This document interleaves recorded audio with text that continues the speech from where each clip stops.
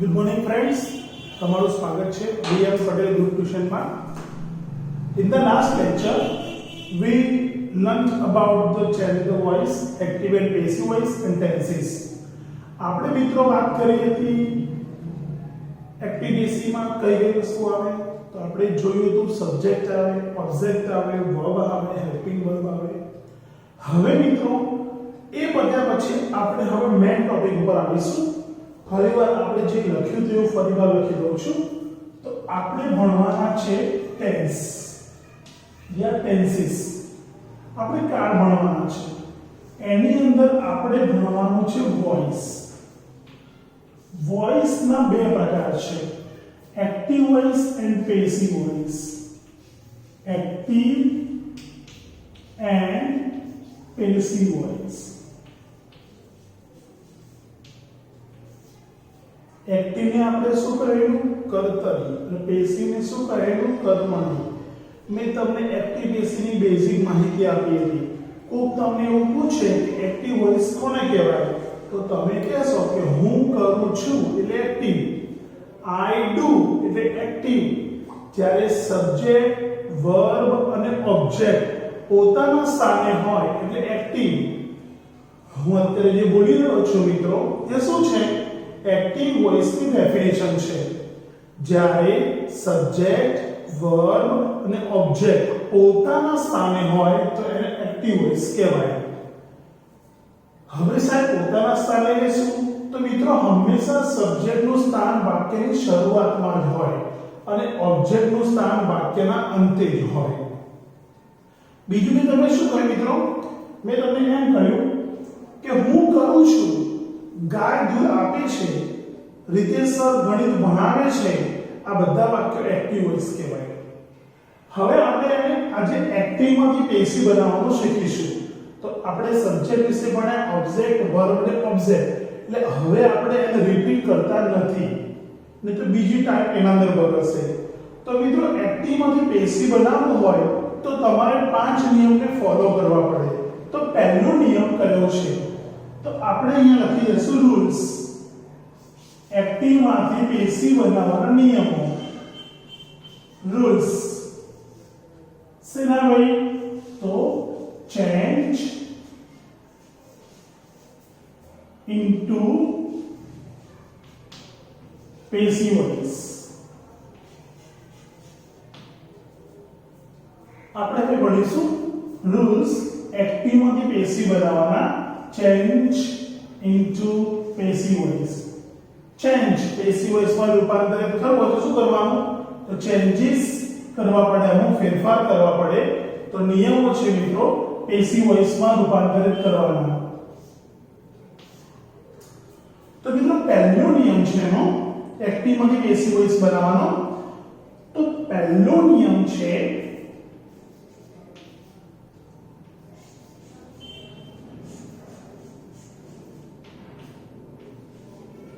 Active ના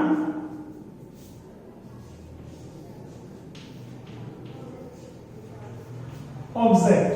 મિત્રો object ને ગુજરાતીમાં શું કહીએ તો આપણે? વેરી ગુડ, કર્મ. તો મિત્રો એક્ટિવ ના ઓબ્જેક્ટ એટલે કે કર્મ સબ્જેક્ટ બનાવવું. મિત્રો સબ્જેક્ટ ને આપણે ગુજરાતીમાં શું કહીશું? કર્તા. Very good. તો એક્ટિવ ના ઓબ્જેક્ટ ને સબ્જેક્ટ એટલે કે કર્તા બનાવવું.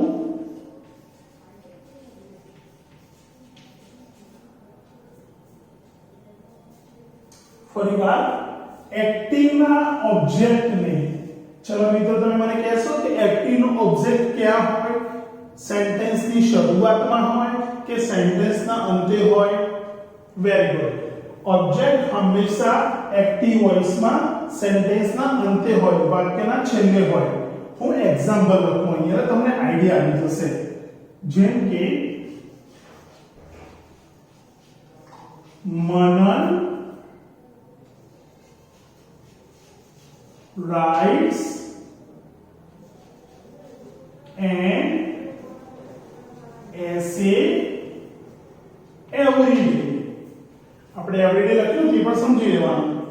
તો આ સેન્ટેન્સ સેન્ટેન્સ હવે તમને કોઈ એવું પૂછે મિત્રો કે આ સેન્ટેન્સ એક્ટિવ છે કે પેસિવ છે તો તમે શું કહેશો કે આ સેન્ટેન્સ એક્ટિવ છે હવે તમને કોઈ એવું પૂછે કે આ સેન્ટેન્સ એક્ટિવ કેમ છે તો તમે શું કહેશો તમે એના રીઝન આપશો કે આ સેન્ટેન્સ એક્ટિવ એટલા માટે છે પહેલું રીઝન કે સબ્જેક્ટ વર્બ અને ઓબ્જેક્ટ ત્રણેય જણા પોતાના સ્થાને છે તમે શું કહેશો એક્ટિવ કેમ છે કારણ કે સબ્જેક્ટ વર્બ અને ઓબ્જેક્ટ પોતાના સ્થાને છે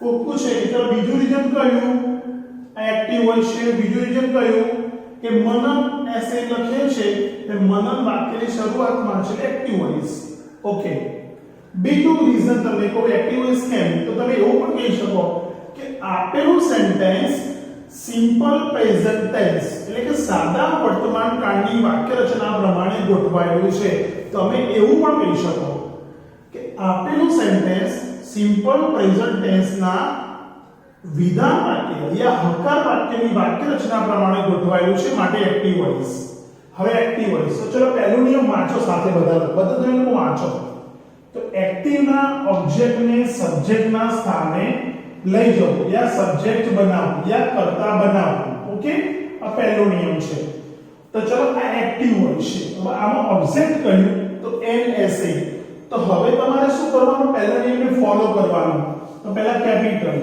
તો NSA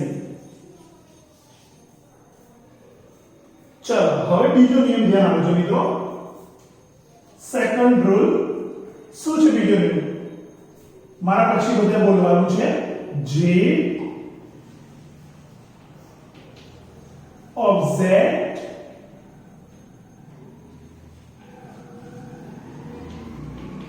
સબ્જેક્ટ બન્યું છે જે ઓબ્જેક્ટ સબ્જેક્ટ બન્યું છે તેના કાળ એટલે કે ટેન્સ અને વચન એટલે કે નંબર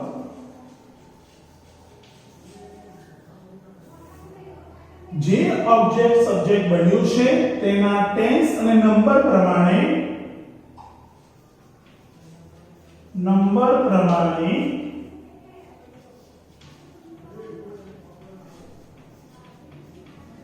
હેલ્પિંગ વર્બ એટલે કે સહાયકારક ક્રિયાપદ મૂકવું ફરીવાર ધ્યાન આપજો મિત્રો જે ઓબ્જેક્ટ સબ્જેક્ટ બન્યું છે જે કર્મ કર્તા બન્યું છે જે ઓબ્જેક્ટ સબ્જેક્ટ બન્યું છે તેના ટેન્સ એટલે કે તેના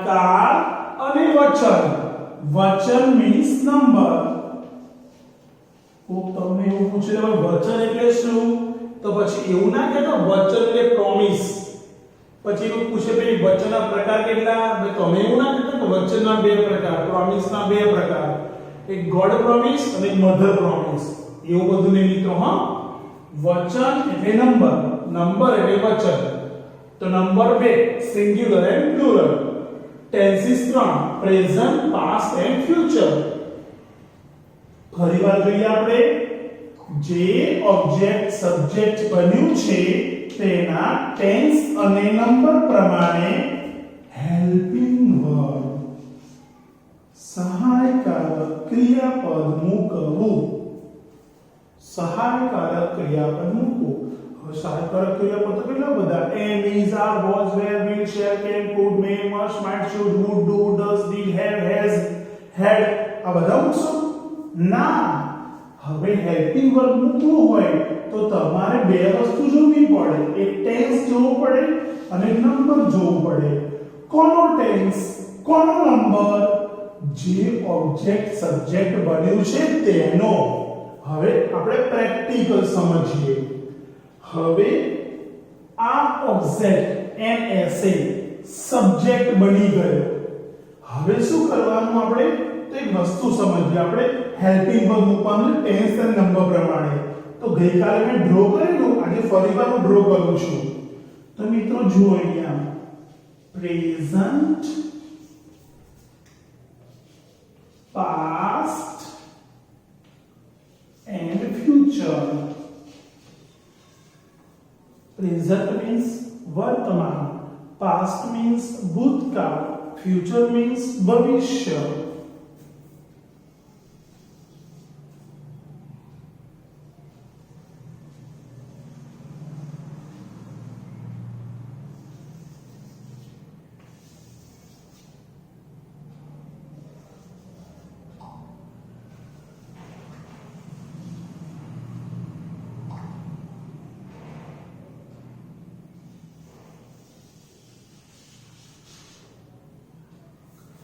હવે અહીંયા હું લખી દઉં છું વચન, બરાબર, એટલે કે નંબર.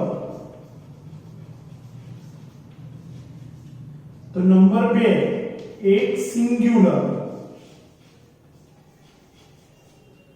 અને બીજું છે પ્લુરલ. મિત્રો સિંગ્યુલર ને ગુજરાતીમાં શું કહીશું આપણે? એક વચન. સિંગ્યુલર ને ગુજરાતીમાં શું કહીશું મિત્રો આપણે? વચન.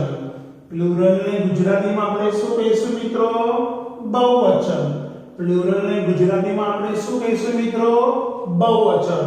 ટેન્સ કેટલા? તો 3. પ્રેઝન્ટ, પાસ્ટ અને ફ્યુચર. પ્રેઝન્ટ ને ગુજરાતીમાં શું કહીશું મિત્રો? વર્તમાન. પાસ્ટ ને ગુજરાતીમાં ભૂતકાળ અને ફ્યુચર ને ભવિષ્ય. હવે મિત્રો પ્રેઝન્ટ ટેન્સ હોય અને સિંગ્યુલર હોય તો તમારે કોના વિશે વિચારવાનું? ઈજ વિશે અથવા એમ. પણ એમ તો આઈ આવે ત્યારે જ આવશે. મિત્રો પ્રેઝન્ટ ટેન્સ હોય અને પ્લુરલ હોય તો તમારે શું વિચારવાનું? આર.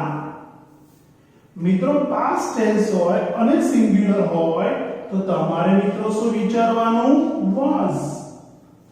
મિત્રો પાસ્ટ ટેન્સ હોય અને પ્લુરલ એટલે કે બહુવચન હોય તો તમારે શું વિચારવાનું? વર. WERE. હવે ફ્યુચર ટેન્સ. તો ફ્યુચરમાં તો સિંગ્યુલર, પ્લુરલ હતું નથી, તો will અને shall. હવે આ બાજુ ધ્યાન. બધા ફરીવાર નિયમ સમજી લો. જે ઓબ્જેક્ટ સબ્જેક્ટ બન્યું છે તો આ તમારું ઓબ્જેક્ટ સબ્જેક્ટ બન્યું, રાઈટ? નિયમ નંબર 1. તેનો કાળ. હવે આનો ટેન્સ સમજવાનો. આપણે આ સેન્ટેન્સનો ટેન્સ સમજવાનો. હવે ટેન્સ કેવી રીતે સમજાય? સમય સૂચક શબ્દથી. હવે આમાં તો સમય સૂચક શબ્દ આપ્યો જ નથી. તો મેં તમને યસ્ટરડે કહેલું કે તમારે કોઈ પણ સેન્ટેન્સનો ટેન્સ સમજવો હોય તો તમારે એનું વર્બ જોઈ લેવાનું. કોઈ પણ સેન્ટેન્સનું વર્બ જોવાથી ટેન્સની ખબર પડી જ જાય. કોઈ પણ સેન્ટેન્સનું વર્બ જોવાથી ટેન્સ ખબર પડી જ જાય. હજી આપણે ટેન્સ ભણવાના બાકી છે, હા, ડોન્ટ વરી. તો અત્યારે ટેમ્પરરી કેવું હોય કે કયો ટેન્સ છે તો તમે શું કહેશો કે સાહેબ આપેલું સેન્ટેન્સ પ્રેઝન્ટ ટેન્સનું છે યા સિમ્પલ પ્રેઝન્ટનું છે. તમને કોઈ પૂછે તમને કેવી રીતે ખબર પડી તો તમે શું કહેશો કે સાહેબ રાઈટ સિમ્પલ પ્રેઝન્ટ ટેન્સમાં આવે, બરાબર? તો આપણને ખબર પડી કે પ્રેઝન્ટ ટેન્સ. હવે આપણે શું મૂકવાનું છે? Helping verb. તો જે ઓબ્જેક્ટ સબ્જેક્ટ બન્યું છે તેના કાળ. તો કાળ તો ખબર પડી કે પ્રેઝન્ટ. હવે આપણે મિત્રો શું કરવાનું છે? આ હેલ્પિંગ વર્બ મૂકવાના છે. તો શું 3 3 મુકાય? NSA is, NSA am અને NSA are ના મુકાય. તો બીજી વસ્તુ જોવાની. ટેન્સ તો જોઈ લીધો, તો આટલો. હવે જોવાનું નંબર. તો નંબર એટલે વચન. તો હવે NSA કેવું કહેવાય? સિંગ્યુલર કહેવાય કે પ્લુરલ કહેવાય? એકવચન કહેવાય કે બહુવચન કહેવાય? ડેફિનેટલી છે તમે કહેવાના કે સાહેબ એકવચન કહેવાય કારણ કે આગળ આર્ટિકલ n લાગે આર્ટિકલ a અને n એકવચનમાં જ લાગે. તો હવે પ્રેઝન્ટ ટેન્સ અને સિંગ્યુલર. તો હવે તમારા જોડે જવાબ કયો રહ્યો? is. તો તમે નિયમ નંબર 2 માં અહીંયા શું કરશો? is. ચલો ઉતરી દિમાગમાં ત્રીજો નિયમ. ધ્યાન આપજો શું આવશે? ત્રીજો નિયમ. જે 1 મિનિટ મિત્રો ટૂંકમાં લખું એટલે તમને ફટાફટ મગજમાં એટલે દિમાગમાં ઉતરી જાય. ઓકે, તમને દિમાગમાં ફટાફટ ઉતરી જાય. ઓકે, સીધું જ લખી નાખો. ત્રીજો નિયમ. ગમે તે કાળ હોય, ગમે તે વાક્ય હોય, તમે એનું પેશી બનાવો એટલે તમારે ક્રિયાપદનું ભૂતકૃદંત, જેને આપણે V3 પણ કહીએ, જેને આપણે પાસ્ટ પાર્ટિસિપલ PP પણ કહીએ છીએ, તો ક્રિયાપદનું ભૂતકૃદંતનું રૂપ મૂકવું.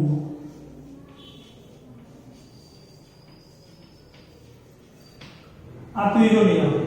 મિત્રો આપેલા સેન્ટેન્સમાં તમને વસ્તુ કહી દઉં કે ઉપરનું વાક્ય એક્ટિવ છે કે પેસિવ છે? તો તમે કહેશો એક્ટિવ. હવે આપણે શું બનાવવાનું છે? પેસિવ. ઓકે, હવે ઉપરનું જે વાક્ય છે મિત્રો આમાં વર્બ કયું?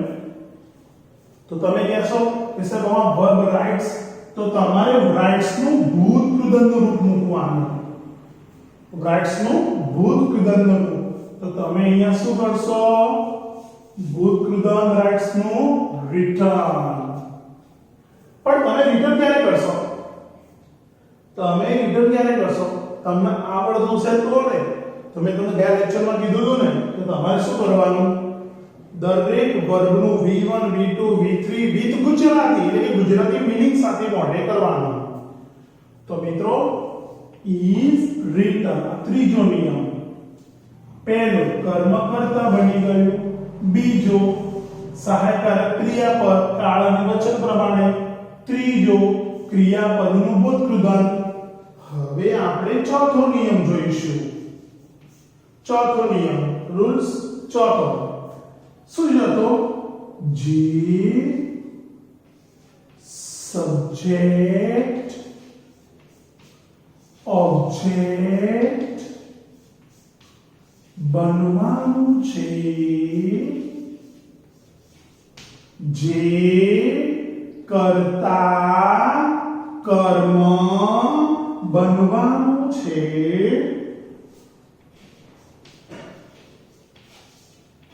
તેની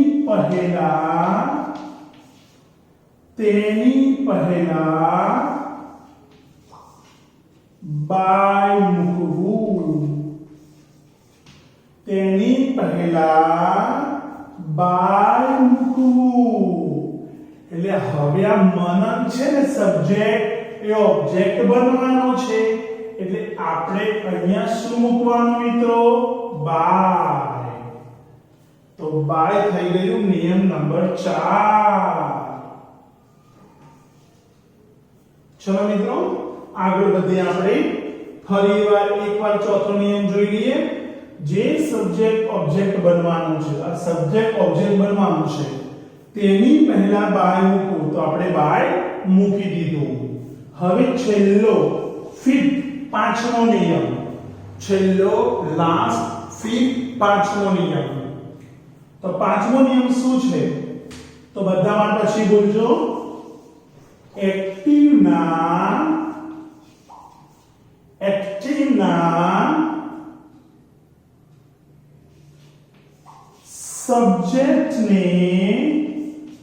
સબ્જેક્ટને ગુજરાતીમાં શું કહેવાય? કર્તા. એક્ટિવના સબ્જેક્ટને ઓબ્જેક્ટ બનાવવું. ઓબ્જેક્ટ બનાવવું. એક્ટિવના કર્તાને કર્મ બનાવવું. મિત્રો એક્ટિવનો કર્તા એટલે કે સબ્જેક્ટ ક્યાં હોય? વાક્યની આગળ કે પાછળ? તો એક્ટિવ નો સબ્જેક્ટ આગળ જ હોય તો એને શું કરવાનું પેશી બનાવવા ઓબ્જેક્ટ બનાવવું એટલે મનનને ઓબ્જેક્ટ બનાવવા તો ક્યાં લઈ જવું પડે વાક્યના અંતે તો આપણે શું કરવાનું આ મનન છે એ અહીંયા લખી નાખવાનું મનન ફૂલ સ્ટોપ આ થઈ ગયો તમારો પાંચમો નિયમ તમારું એક્ટિવ પેસિવ પૂરું જે ગઈકાલે ઘણું બધું ચાલ્યું હતું ને આના માટે ચાલ્યું હતું ગઈકાલે મેં તમને સબ્જેક્ટ વર્બ ઓબ્જેક્ટ સમજાવેલું હેલ્પિંગ વર્બ સમજાવેલું મેં આના માટે સમજાવેલું હવે એ આવે તો આમાં ફટાફટ ખબર પડે તો આ થયો નિયમ નંબર 5 ઉપરનું વાક્ય બની ગયું એક્ટિવ વોઇસ નીચેનું વાક્ય બની ગયું પેસિવ વોઇસ તમે આવું પરીક્ષામાં લખ્યું હોય એટલે સર તમને 100% સાચું આપી જ દે સમજણ પડી ફરીવાર સમજાવું છું એક્ટિવ ના ઓબ્જેક્ટ ને સબ્જેક્ટ બનાવવો તો એક્ટિવ નું ઓબ્જેક્ટ અહીંયા સબ્જેક્ટ બની ગયું જે ઓબ્જેક્ટ સબ્જેક્ટ બનવાનું છે તેના ટેન્સ અને નંબર પ્રમાણે સહાયકારક ક્રિયાપદ મૂકવું તો આ સહાયકારક ક્રિયાપદ is મૂક્યું આ નીચે મેં દોર્યું હવે is આવા પાછળના બે રીઝન છે હંમેશા હેલ્પિંગમાં બે કારણથી આવે એક is આવ્યું રાઇટ્સ ના કારણે એટલે રાઇટ્સ એવું સૂચવે છે વર્તમાન કાળ અને બીજું છે NSA NSA સૂચવે છે એક વચન એટલે મિત્રો singular plus present is equal to is plural plus present is equal to are singular plus past is equal to was plural plus past is equal to were તો is આવા પાછળના બે રીઝન છે એક આપેલું વાક્ય વર્તમાન કાળનું છે અને બે NSA એક વચન છે પછી રાઇટ્સ નું થઈ ગયું રિટર્ન નિયમ નંબર 3 ક્રિયાપદનું ભૂતગળ V3 પાસ્ટ પાર્ટિસિપલ નું રૂપ મૂકવું તો રાઇટ્સ નું થઈ ગયું રિટર્ન નિયમ નંબર 4 જે સબ્જેક્ટ ઓબ્જેક્ટ બનવાનું છે તેની પહેલા બાય મૂકવું તો આપણે મૂકી દીધું બાય પછી છે એક્ટિવ ના સબ્જેક્ટ ને ઓબ્જેક્ટ બનાવવું તો એક્ટિવ નું સબ્જેક્ટ મનન આપણે એને ઓબ્જેક્ટ બનાવ્યું આઈડિયા આવી ગયો તો આ મનન છે એ અહીંયા જતો રહ્યો NSA આગળ આવતું રહ્યું બરાબર સમજી લો કમ્પ્લીટ મનમાં 5-6 વાર બોલી નાખો ચોપડામાં 3 વાર લખી નાખો લાઈફ ટાઈમ માટે મોઢે થઈ જાય મિત્રો તમે ગમે તે સ્ટાન્ડર્ડમાં ભણતા હોય 9th 10th 11th 12 યા 8th સ્ટાન્ડર્ડ તમને આ 5 રૂલ તો આવડવા જોઈએ એ પણ મેં સિક્વન્સમાં જ ગોઠવેલા છે તમે આને ફોલો કરો ત્યારે ખોટું ના પડે શરત એટલી છે કે તમને V3 આવડતા હોવા જોઈએ ચલો હું આવા તમને બીજું એક્ઝામ્પલ સમજાવું છું મજા આવશે ચલો ધ્યાન આપજો હવે મેં કાલે તમને એક વસ્તુ પણ સમજાવેલી I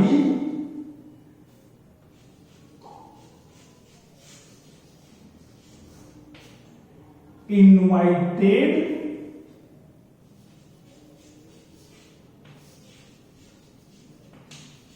my friends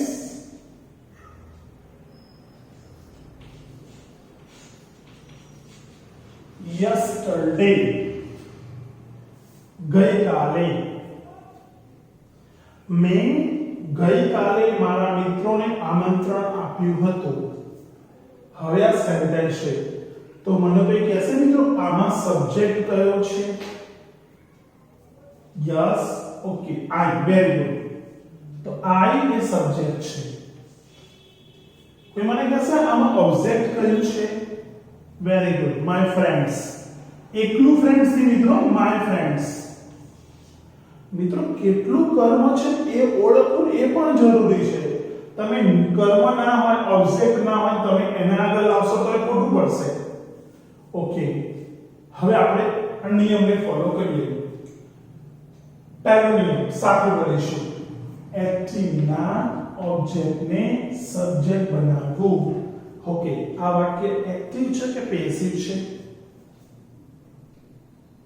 okay, active છે. સારું, તમને કોઈ પૂછે કે આ વાક્ય એક્ટિવ કેમ છે, તો તમે શું કહેશો? તો તમે કહેશો કે સર આમાં સબ્જેક્ટ, વર્બ અને ઓબ્જેક્ટ પોતાના સ્થાને છે. Very good, you are right. કોક એમ પણ કહી શકે કે સાહેબ આપેલું સેન્ટેન્સ ખરું ને એ સિમ્પલ પાસ્ટના નિયમ પ્રમાણે ગોઠવાયેલું છે, સાદા ભૂતકાળના નિયમ પ્રમાણે. યુ આર રાઈટ અગેન, તમે ફરીવાર સાચા છો. એટલે એક્ટિવ છે તમને ખબર પડી ગઈ. હવે તમારે એને બનાવવાનું છે પેસિવ. ઓકે, તો ચલો બનાવી દઈએ. મિત્રો વાત કહું, દરેક એક્ટિવ નું પેસિવ નહીં બને, દરેક પેસિવ નું એક્ટિવ બનશે. હવે સાહેબ તમે શું બોલ્યા પાછા? બોલો ફરીવાર. દરેક એક્ટિવ નું પેસિવ ના બને, દરેક પેસિવ નું એક્ટિવ બને. મતલબ in English there are two kinds of verb. અંગ્રેજીમાં બે પ્રકારના વર્બ હોય, ક્રિયાપદો. એટલે સાહેબ તમે ગઈકાલ તો ચાર કીધા હતા, એ અલગ. બે પ્રકારના ટ્રાન્ઝિટિવ વર્બ અને ઇનટ્રાન્ઝિટિવ વર્બ. એટલે કે અકર્મ ક્રિયાપદ અને સકર્મ ક્રિયાપદ. હવે પાછું નવું આવ્યું અકર્મ અને સકર્મ. એટલે મિત્રો અકર્મ ક્રિયાપદ એવું ક્રિયાપદ કે તમે ગમે ત્યારે વાપરો ને તેમાં કર્મ આવે જ નહીં. અને સકર્મ ક્રિયાપદ એમાં કર્મ હોય. હું સમજાવું. ગો એટલે જવું. હવે ગો ક્રિયાપદ એવું છે, ગો જવું, ગો વેન્ટ ગોન જે પણ ગણો કે તમે ગમે ત્યાં વાપરો કોઈ પણ સેન્ટેન્સમાં એમાં કર્મ આવે જ નહીં. એટલે જેટલા સેન્ટેન્સમાં ગો વર્બ આપેલું હોય એનું પેસિવ જ ના બને. પછી બીજું છે ઈટ એટલે ખાવું. તો ઈટ એ સકર્મ ક્રિયાપદ છે. તો ઈટ વપરાય એટલે એમાં કર્મ આવે. સમજણ પડે? એ પછી વિચારીશું, બહુ લાંબુ થઈ જશે. આપણે અહીંયા ધ્યાન આપીએ થોડું. તો આ એક્ટિવ નું પેસિવ બનશે. તો આમાં બધું જ છે. બધું એટલે સબ્જેક્ટ પણ છે, વર્બ પણ છે, ઓબ્જેક્ટ પણ છે. બીજા સેન્ટેન્સમાં બી સબ્જેક્ટ બી છે, વર્બ બી છે અને ઓબ્જેક્ટ બી છે. પહેલા સેન્ટેન્સમાં ઓબ્જેક્ટ નિર્જીવ હતો અને બીજા સેન્ટેન્સમાં ઓબ્જેક્ટ તમારો સજીવ છે. બીજામાં તમારો ઓબ્જેક્ટ સજીવ છે. હવે પેસિવ બનાવીએ. ચલો, પહેલો નિયમ એક્ટિવના ઓબ્જેક્ટને સબ્જેક્ટ બનાવવું. તો એક્ટિવનું ઓબ્જેક્ટ છે માય ફ્રેન્ડ્સ, એને સબ્જેક્ટ બનાવવાનું. તો તમારે માય ફ્રેન્ડ્સ વાક્યની શરૂઆતમાં લખી નાખવાનું. તમે મિત્રો એકલું ફ્રેન્ડ્સ લખશો ને તો એ ખોટું પડશે. એકલું માય લખશો તો એ ખોટું પડશે. માય ફ્રેન્ડ્સ ભેગું લખવું પડશે. બીજો નિયમ, જે ઓબ્જેક્ટ સબ્જેક્ટ બન્યું છે તેના કાળ અને વચન પ્રમાણે સહાયકારક ક્રિયાપદ મૂકવું. તો આ ઓબ્જેક્ટ જે છે એ સબ્જેક્ટ બન્યું છે. આ ઓબ્જેક્ટ સબ્જેક્ટ બન્યું છે. તો એનો કાળ જોઈએ. તો કાળ કેવી રીતે ખબર પડે? ટેન્સ કેવી રીતે ખબર પડે? તો તમારે વર્બ જોવું પડે. જેમ ઉપરના સેન્ટેન્સમાં સમજાવ્યું હતું. તો વર્બ શું નક્કી કરે? તો વર્બ ટેન્સ નક્કી કરે. તો ઇન્વાઇટેડ શું રજૂ કરે છે? તો ઇન્વાઇટેડ પાસ્ટ ટેન્સ રજૂ કરે છે. તો પાસ્ટ ટેન્સ આપણે જોવાનો. તો આપણો પાસ્ટ ટેન્સ તો આ રહ્યો. હવે પાસ્ટ ટેન્સમાં હેલ્પિંગ વર્બ તો બે છે, વોઝ અને વર. બે તો મુકાય નહીં. એટલે આપણે શું કરવાનું? નંબર જોવાના. તો ચલો, માય ફ્રેન્ડ સિંગ્યુલર કે પ્લુરલ, એકવચન કે બહુવચન? તો તમે કહેશો બહુવચન. તો તમે બહુવચન કીધું, તમે ભૂતકાળ કીધું, તો ભૂતકાળ અને બહુવચન. તો હવે મારે શું મૂકવાનું? તો મારે હવે અહીંયા મૂકવાનું વર્બ. મારે શું મૂકવાનું વર જેને આપણે વેર કરજો તમે એ વર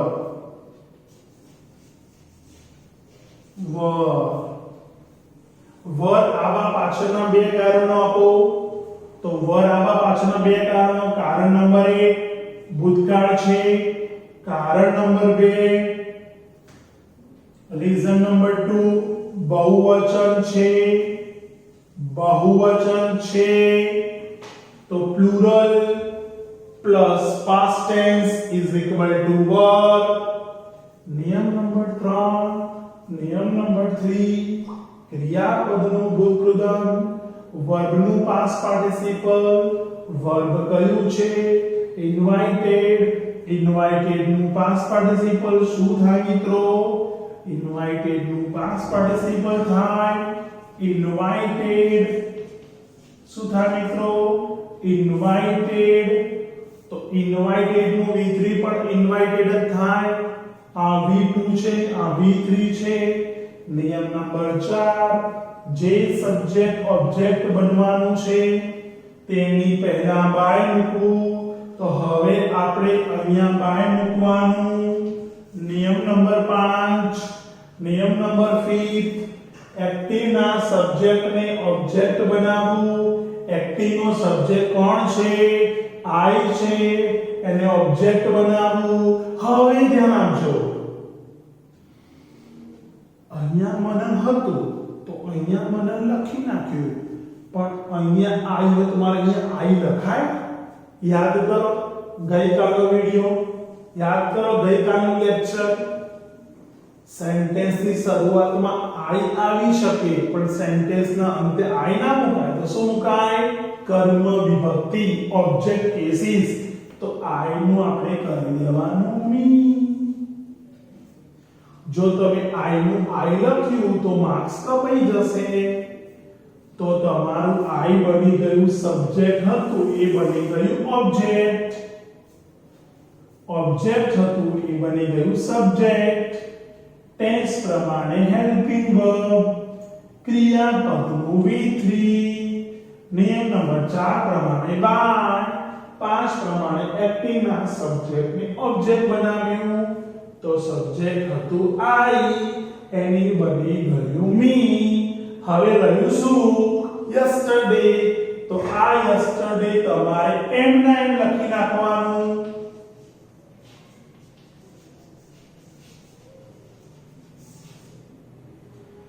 મિત્રો સમજણ પડી આ યસ્ટરડે તમારે એમને લખી નાખવાનું ઘણા વિદ્યાર્થીઓ શું શીખવા ઘણા શું મગજમાં હોય ખબર છે ઘણીવાર સાહેબ બચારા મજાકમાં બોલી ગયા હોય તો એક્ટિવ પેસિવ વોઇસ એટલે આગળનું પાછળ અને પાછળનું આગળ કરવાનું આવું બોલ્યા હોય બચારા એટલે પેલા છોકરાના મગજમાં સેવ થઈ ગયું હોય આગળનું પાછળનું આગળ એટલે યસ્ટરડે ઉપાડી અહીંયા મૂકી દે ના મુકાય યસ્ટરડે એ ઓબ્જેક્ટ નથી કેમ ના મુકાય યસ્ટરડે કર્મ નથી જો હોય તો મુકાય પણ ના હોય ત્યારે પણ એટલે એ વસ્તુ તો એમને એમ જ રહે મેં તમને આજે પ્રેઝન્ટનું શીખવાડ્યું અને પાસ્ટનું શીખવાડ્યું બરાબર ધ્યાનથી જોઈ લો બરાબર અને આનો સ્ક્રીનશોટ મિત્રો બરાબર લઈ લો કમ્પ્લીટ સ્ક્રીનશોટ લઈ લો